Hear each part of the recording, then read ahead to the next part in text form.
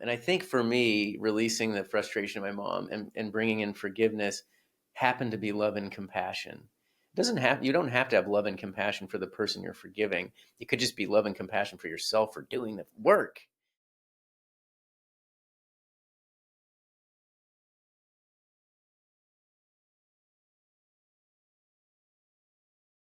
Welcome to Breakthrough Souls. This is part two, and I think a five-part series. The first part one was kind of what led me up to considering and deciding to book a session with plant medicines. So that, yeah, go check out part one if you want to know, what got me up to that point. Part two, we're going to talk about the first session. So, um, what happened once I decided, once I honed in on who I was going to use as a guide, and I felt comfortable with this person as a guide and a coach, was to was to start a conversation. So we talked first, and once I said yes, she sent me an intake form. So an intake form, and then eventually she sent me something about preparing for it, preparing for the journey, which I'll go into in a second. So the intake form, she said, could take 3 hours, right? And that's a lot. And I'm like, okay, that's fine. I mean, I'm all in. I'm all in. I've been thinking about this for a couple of years, so I'm totally let's do whatever she says. I'm ready to do it. I trusted her, so I just completely trusted her suggestions and her process. So I got the form, and I was just going to go over some of the, like, what was being asked. That why would it take so long to fill out this form? Well, it started with birth. Tell me about your birth. Where were you born? You know, yeah, was your birth difficult or interesting? And as far as maybe what my mother told me at some point. So just kind of getting really into the details, brothers and sisters, the relationship there, um, mother and father, the relationship there. What was my childhood like? The family dynamic like, and the family life like. And I'm just going over the headings really here. There's several questions within these topics. Education, describing the schooling, including your higher education, um, and your typical relations with classmates and teachers, that kind of thing. Like really, really getting me to think about my life going back, even though I had thought about um, my life before, like what were the significant events in my life, that kind of thing. This is definitely going deeper. Religious and spiritual life, career, and how's work, how long have you been doing what you're doing, and does it feel fulfilling, and how did COVID impact that? um, and I think one of them was, do you feel like you're successful at work? Military history, I don't have any military history. My dad was in the Air Force, so we talked a lot about that, and I have a good friend who's in the military, so I understand. And I've also heard about people using plant medicines for healing if they had traumas in military. So I can understand why that question is in there. Um, Legal history. If you maybe there's, yeah, any lawsuits or anything like that, because that could be traumatic. Habits like tobacco, alcohol, coffee, prescription pharmaceuticals, recreational drugs, sex, relationships, and children. Feel free to talk about any of that stuff. Health, right? What health issues do you have? I think everybody's got something to talk about there. Psychiatric health. Have I used a psychologist or psychiatrist or anything like that in the past? Friends, describe your support network, close friends, relationships, and general community. Self image. How do you see yourself as a person? To what extent do you like yourself? What do you not like about yourself? Describe your main strengths and inadequacies. Motivation. Why do you want to do this session? Um, and what do you want to accomplish? What fears have arisen? What questions do you have? On and on. A lot of questions, which is good, just to kind of get the thoughts going. And also, whatever you wanted to talk about, she was open to having a discussion about that. And then finally, at the end, It was, what is your intention? Right. And I think I said before, I wanted to have a mystical experience. I hadn't really thought about what what are plant medicine, what can they do for me, maybe more detailed. So I wrote my intention as, my intention is pure goodness, which which, sure, why not? But it sounds pretty vague. But I did also add, it's for being the best person to myself, to others, and to the planet. So there's kind of a general idea of what I wanted to do. But this got me thinking, and she asked me to journal beforehand, to write down your dreams, because once you start the process, dreams might pop up that are relative to what we're working on. And also, I think she said try to journal daily on, how am I feeling now, or what is my relationship to love, and things like that. So things to think about. And so I did some journaling beforehand, about a month beforehand. And then after all of this was done, I got in my car and I drove to San Francisco, where she's located. And I got a hotel and I was ready for the session the next day. But before that afternoon, connected with her in person and went over all this stuff for a couple of hours. And I think she's trying to really get me to hone in on, what can we work on. Maybe there's some trauma in the past that we can work on. And so we talked about that. And I didn't really come up with something until the morning of. I, uh, I think I was getting close to it, but the morning of, I decided, what was coming up for me was anger. I have this, I realize I have like latent anger, and that anger started with, I think, started with the divorce of my parents, because I don't remember hardly anything beforehand. And I think partly the reason I don't remember is because I think my mom just wasn't overall happy all the time, or like her baseline was not very happy. And so there's probably some type of malaise in the family. But of course, I felt safe with my mother and father in the house, and my sister, my older sister too, and cat and dog and all this stuff. We had some pets here and there. We had a decent house in a decent neighborhood, but I don't remember much. But I start to remember things a little bit after the divorce. But I do kind of remember too having really major stomach problems right about that time, and they could never figure out what it was, even though I went to um, doctors, and they looked in my stomach and stuff. They go, "We don't know what it is," and it eventually just went away, kind of. So I think I bet that was the stress of what was happening in the family. So I don't really remember too much. And I realized that I do remember, after the divorce, trying to get my mom's attention, trying to, like, help her out. First of all, I felt sorry for her. She got divorced. She seemed sad, trying to help her out. So I was the one that cleaned. I think I already went over this: clean the house, clean the yard, painted the house, did a whole bunch of stuff to try to get my mom's attention, and nothing really worked. And then she had a nervous breakdown as well, and I had to console her, or I consoled her. I didn't have to, but I wanted to. I consoled her, but it was shocking for me at that moment. Like, I don't know if I was thinking at the moment, but in reflection, I'm thinking, you're not happy in the marriage, so you get a divorce. I think you'd be ecstatic, but life got harder. She became a workaholic, alcoholic.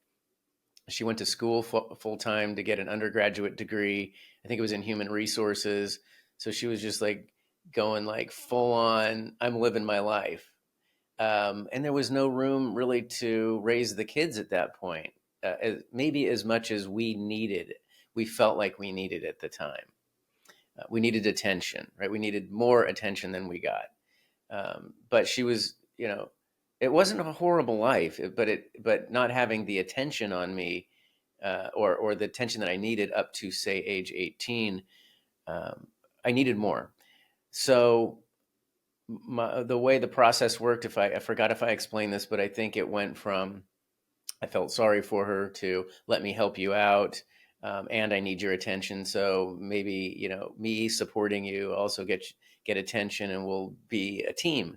And that didn't, team as a mother and son team, me still being raised by my mother, and, hopefully guided and all that stuff. But that didn't happen. So I think it, and then my mom sold as soon as I turned about, I think it was 18 or 19, right around there. My mom sold the house and took off and said, "You're on your own," basically. And I'm like, okay, all right. And I just kind of winged it at that point. So it went. So I started to. It started to turn into resentment because I realized the effort I was putting in wasn't paying off, and I didn't feel like I was being supported. And I think that resentment turned into anger, and then that anger, um, you know, which is what's the term, like passive aggressive. Like I think our family doesn't really communicate well, so then there's developed passive aggressive feelings of anger.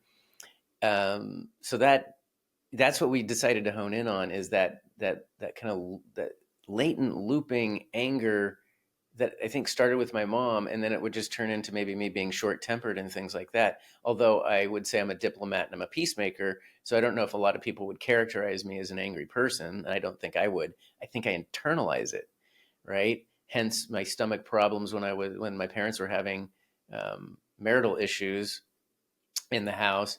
And then also when I had stomach tumors removed in 2021, I think just constant anxiety and stress probably led to an unhealthy stomach and digestive system. I think it's related.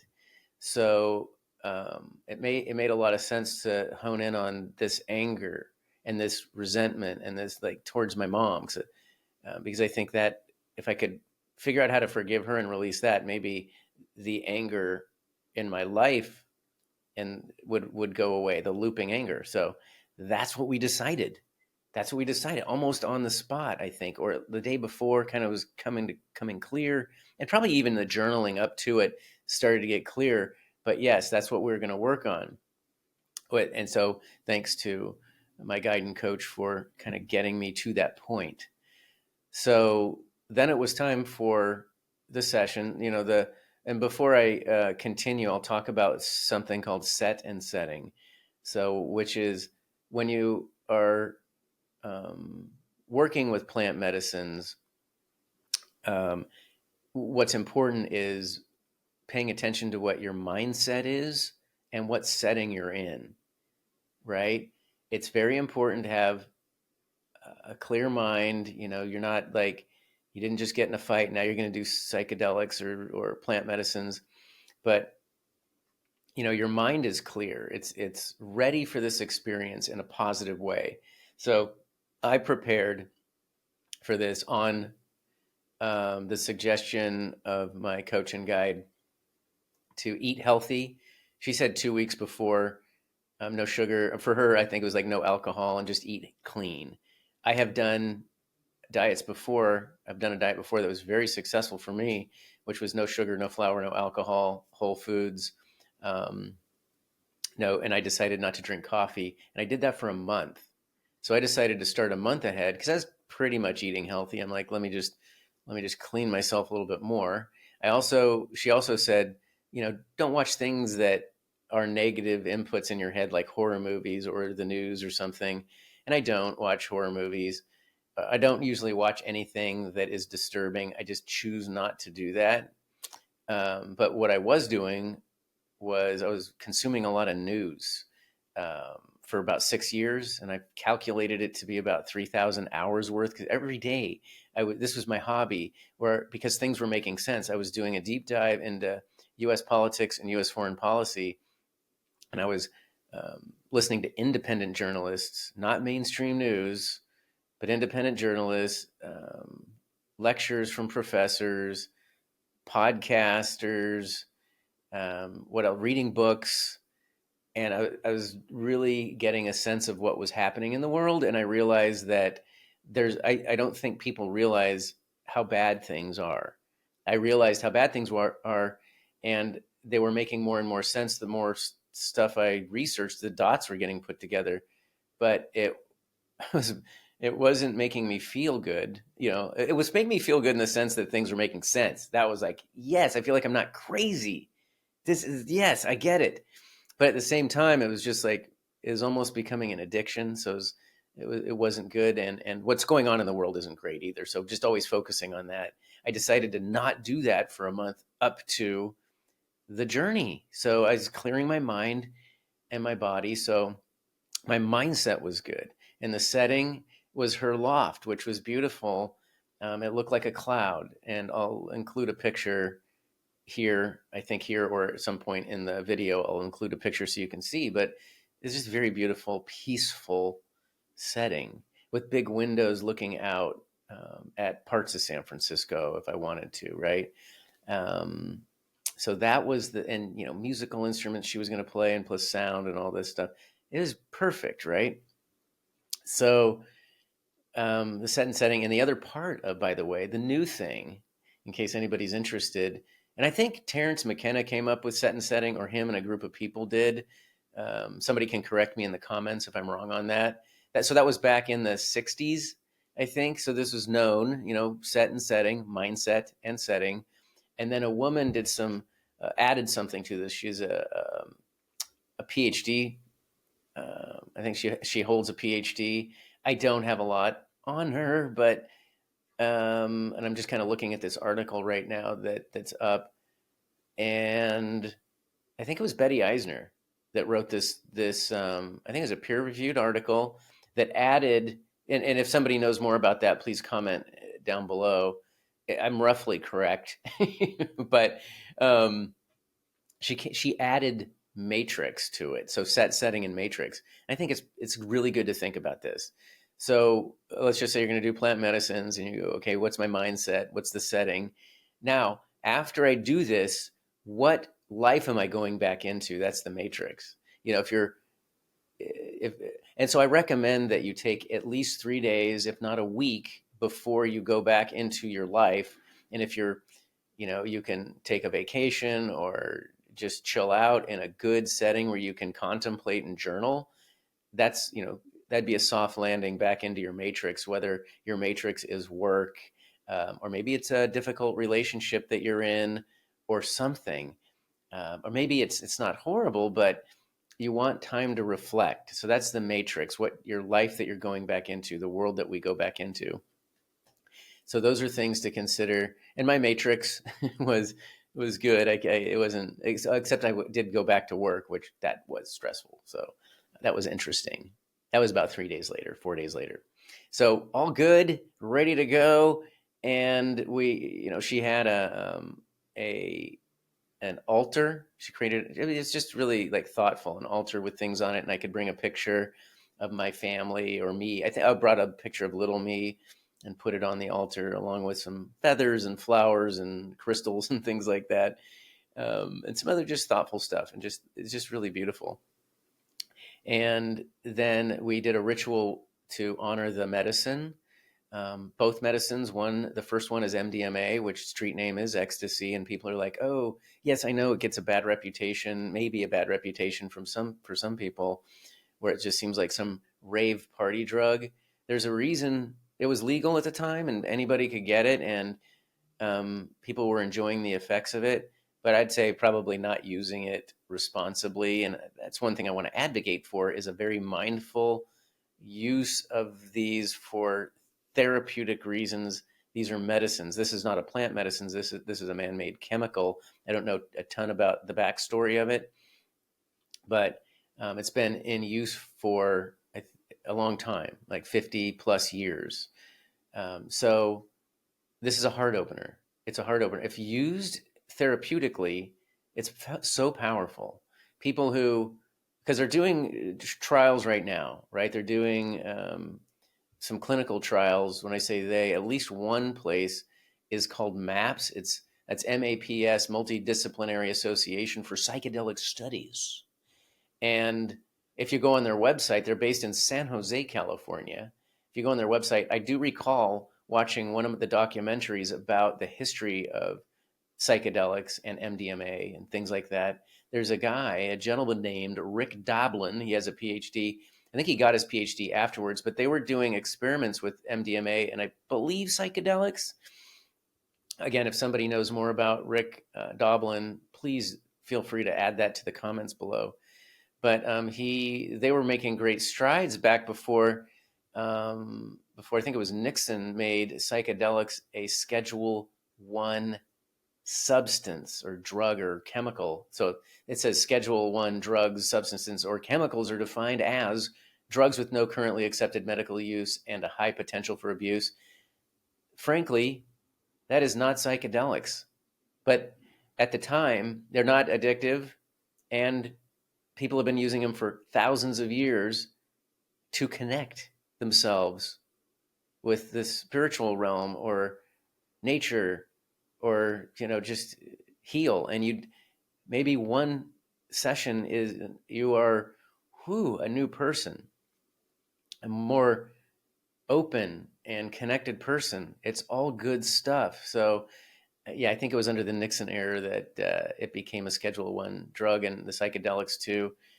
And so it's been a long battle. And he, at the time, was working with this to note the healing effects.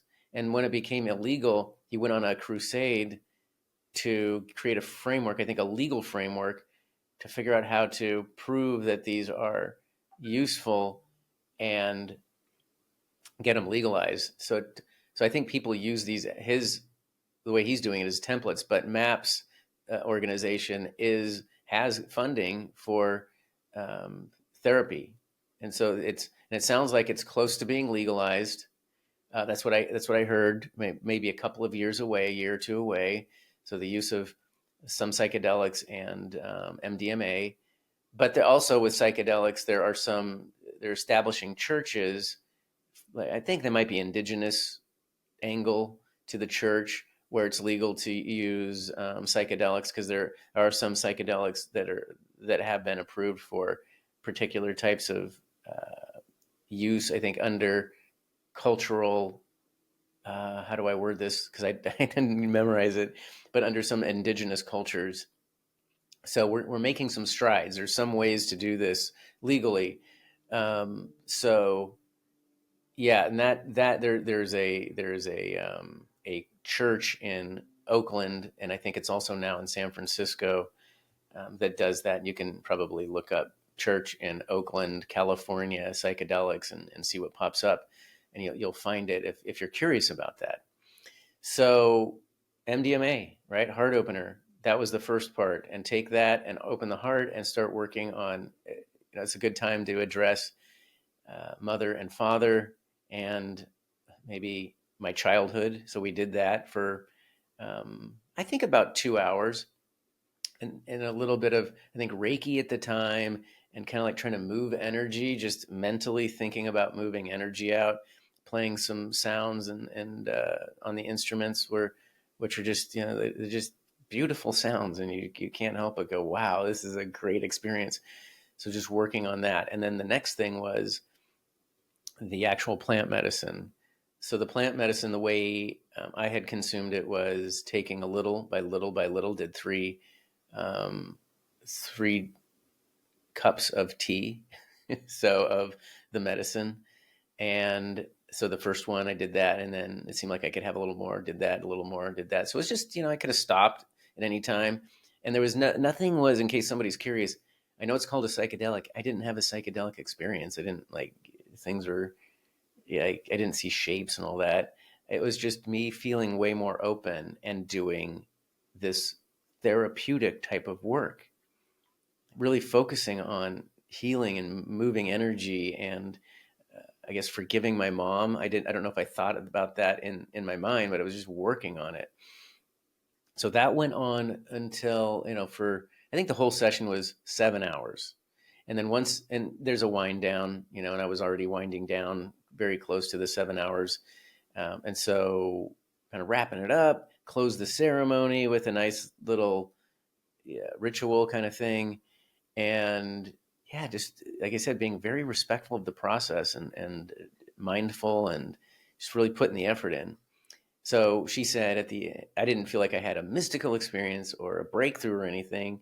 And she said, yeah, that might not happen. I mean, there's no guarantees what will happen. And I said, that's fine. That's fine. This was great. I really enjoyed the experience. No issue there. I'm sure I'd still get something out of it, and I need to process, but that was kind of it.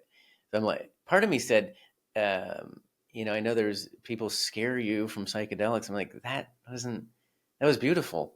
You know, working with somebody and trying to work things out. It was very nice. So then she walked me back to the hotel, and I got back to my hotel, and I was still processing. I was still processing, and I think at about 9 o'clock, 10 o'clock in my hotel, I was thinking about my mom and her life and stuff like that. I knew enough about her life to kind of know what she went through, not in grave detail, but I knew enough. Um, so I could kind of see this, like, her life transpiring, and how she was a middle child of three. And while I knew my grandparents, and I liked my grandparents in Kansas, salt of the earth people. And I think my mom kind of got caught up in just everything, whereas my grandfather she thought he was an alcoholic, drank a lot, I think he played the saxophone or something. He was out playing saxophone, partying with his friends, doing his thing. Um, and my grandmother would stay home, and I believe she was a stay at home mother. I think so. Did she work? I don't know. It's just salt of the earth, and kind of like they had these kids and just I bet just let them roam. That's my guess.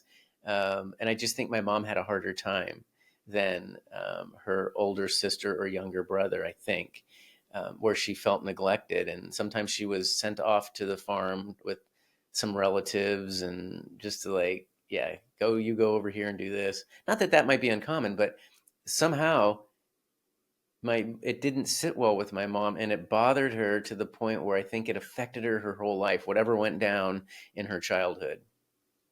And I knew that, so I could kind of see what I could see is like her neglect. I think I would say she probably got neglected, and I'll tell you why in a second. So I think she got neglected, and and she was not happy, and she ran away, and I could feel her pain. Like, I could feel it, like I was living it. And I'm like, oh, that's horrible. I'm sorry. Like, I'm sorry I didn't understand it more deeply earlier. Um, so I could really sense that, and I could, to the point where it brought me to tears. It was really painful. So I had to feel the pain. And so that's part of working through the process. It's the part maybe people don't want to confront, right? Because this is the hard part of the process, is people, you have to really get through this thing, as moving through the emotion. So I could feel the pain, and I could just empathize, sympathize, be in it, and then I could see why she is the way she is. I could see how her pattern got implemented in her psyche, and while she was trying to fight it, it was still there. She didn't know how to confront it or deal with this looping energy of whatever was in her psyche. And so by the time she had us, me and my sister, she already had this pattern. She knew she wasn't happy. She knew why maybe she wasn't happy, but she was still repeating the pattern. So I think she was neglected. I think she felt neglected. And I think she ended up neglecting us, or me. I mean, I have to, ask my sister about her experience, but I think I felt neglected. I felt like, and what I mean by that is I feel like the attention that a 10-year-old requires, a certain amount of attention, a certain type of attention, I didn't get it. I was asking for it all the time, and I can remember my mom saying, "I'm too tired. I don't have time." And she was not home very often. Um, so I didn't have the attention, and I think that's also why I was shy for so long, is because I didn't know how to deal with attention when attention then was on me, like at school or things like that. So I was really shy. I wasn't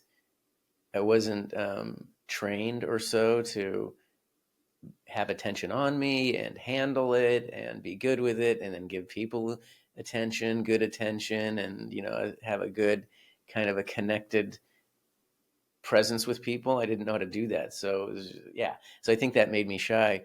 But I also think somewhere deep down inside, I went into sales eventually, which I think is ironic, that if I'm shy, why am I going into sales?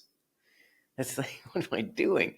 I think somewhere deep down inside, I was pushing myself to figure out how to be, how to handle attention and be more present with people. I think that was my way of my deep down, my higher self's way of pushing myself in that direction. So all of this stuff happening, and I could feel it, and then I was forgiving her, and I could feel a release, just letting it go, and I could feel the anger releasing, or the frustration, whatever that was I had towards her. It was now compassion. It was now love and compassion and understanding. So, and I also want to just talk about forgiveness.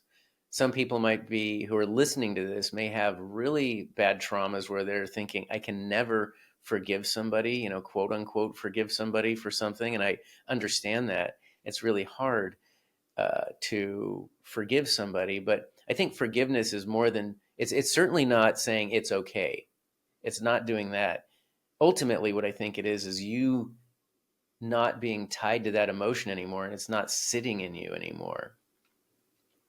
The person doesn't have a grip on you anymore. Well, if that makes sense, the person no longer is that easy to do? No, but that's what that means to me, is that the person doesn't have a grip on me anymore. They're like, I'm not thinking about them and going, ugh, or when I'm with them, might say my mom, and you're pushing my buttons. It's like, you don't have a grip on me anymore. So, so I'm taking back me. That's what forgiveness does for you. It takes your power back, and we're more powerful than I think people would lead us to believe. But we have to come to the conclusion on our own, because nobody's really, I think, explaining it very well out there in the world. And maybe I'm not either, but I'm trying. So that's what the forgiveness was. And my mom had already passed. So I had a better relationship with my mom after she died. I mean, it was still better towards the end. And I still loved her, of course, her whole life, and my dad. But it was stronger afterwards because of this. And that I can't be more grateful for that experience. And so the next day I told my guide, I texted her and told her that I did have a breakthrough. I had a breakthrough as a breakthrough soul, like this flower breaking through the ground and shining out, going, I see. Okay. I feel good. I feel alive. I feel more alive than I did. So, yeah, so I told her about that and went home. What else to make sure I'm not skipping anything? Yeah, so I did understand the concept of do unto others as others would do unto you, as you would want others to do to you, because I can see how, behaving a certain way when you're raising a child, for example, whether you're conscious or unconscious about what you're doing, if it's um, like neglect or something, how that pattern can be input in that child. So doing unto others as you would want to done unto you. So being conscious takes effort too. I think that's the other thing. It takes effort to think about it. It takes responsibility. It takes confrontation. It takes really looking. So I think a lot of people don't want to do it, right? It's a lot of effort, but being mindful of how you treat people, because then if you treat somebody badly, they may not treat you badly, but they'll go treat somebody else badly. So the do unto others now all of a sudden became a lot clearer and a more something I understood inside me rather than just in my head. Um, so that made a lot of sense. Anyway, so I came home and I journaled a lot more. I couldn't help it. Things were coming through with all of this information, and I just kept journaling. Dreams were popping up, like more vivid or specific dreams were popping up. And I think my guide also gave me some prompts to journal on, but I didn't really need the prompts. Stuff was stuff was opened up to me. I don't know if it was downloading, or I was channeling information, or I just all of a sudden dots connected, and I'm like, everything makes sense, and just writing it down. So crazy journaling that was helpful. It was cathartic. It was it's like life made more sense. Life Things started to make sense. Like even like a lot of the religious teachings that we hear, if you take the people's edits out of them over millennia, whether it's Christianity or I haven't really delved into Islam too much, so I don't know. I can't really comment on that. But maybe Buddhism, Hinduism, things like that. If you um, if you distill what the message is and take, like I said, all these edits out, things started to make sense. Like some of these sayings started to make sense. Like it is really about ourselves. It's like we're powerful. We have a direct connection to source. No, you don't need to go through anybody. We all have this. It's not like one person is better than another person. Everybody has the ability to connect and also um, learn this information. It's in you. It's with you. It's connected. You're connected to it. And if what I'm saying resonates, it means I think it means your intuition is going, "Zzz, yes, this is universal information." That's why when say like what Jesus was teaching is universal information. If you take the essence of it, right, and Buddha and things like that, those are the two I'm more familiar with. Or if you listen to Eckhart Tolle or some of the other spiritual people, what we're realizing over time, and religions are for the times, right? There's certain, like humanity can only take so much information at a time, and what we're all coming to realize, it's all paths lead to the same thing. That not one path is better than the other, and religion's fine if you want to use those paths to source, but you don't need it. You can connect directly to source, and we need each other too. It's not like we're individuals, just I'm going to connect to source and I don't need anybody. No, we're powerful, more powerful together. So it's better to be in community with people that you resonate or vibrate with, whether it's you're spiritual and not religious, that's fine, or you're religious and spiritual, that's cool, or maybe you're philosophically spiritual. I think Buddhism is more of a philosophy, right, than it is a religion. So maybe however you want to do it, but as you cross pollinate, maybe not cross pollinate, is that the right word? They're already cross pollinated. But as you maybe, let's say you're into Buddhism and you go, let me check out Christianity, and you can start distilling the essence. They're saying the same thing, saying the same thing. So that's what I've come to learn. And a lot of the information that I was opened up to, then when I explore these other um, spiritual sayings, I'm like, it is all. That's what I downloaded. That's what I downloaded. That's what I downloaded. And then other people having connected experiences, spiritual experience, mystical experience, what they're coming back with is the same thing. Is all there is love. Really, love is the energy. And if it's, um, uh, and I think it can get fractured, and when it's fractured, it can turn into, say, fear or something like that. But there's really just one energy and one source. So we're trying to integrate everything. And love is the most powerful vibration or force. It is the vibration or force of the universe. And love is not really a perfect word for it. I call it a higher vibration. It's the source vibration. It's the source. It's the integrated harmonious source vibration. Does that make sense? It does to me. So hopefully it does to you too. But and then it gets, and we're trying to make ourselves whole while we're here. We're here to have an experience. We're here to remember this thing about love, and that we know that if we can be more loving, more high vibration, it's better. It's healing for yourself. It's healing for other people. It's hard. We're humans. I still get mad at the guy the other day that went the wrong way down a one-way street and then tried to turn around and almost hit me. And then after I got mad, I'm like, gosh, I still have some latent anger.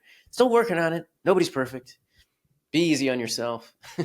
Do a podcast and get it off your chest. So anyway, I got home, and yeah, doing all of this journaling. And the other thing too, I felt uh, in the days that followed, just a few days that followed, I felt like I was one with everything. I was watching Eckhart Tolle, who's a spiritual guy. If you don't know him, you can watch, if you go to YouTube and Eckhart Tolle and watch him talk.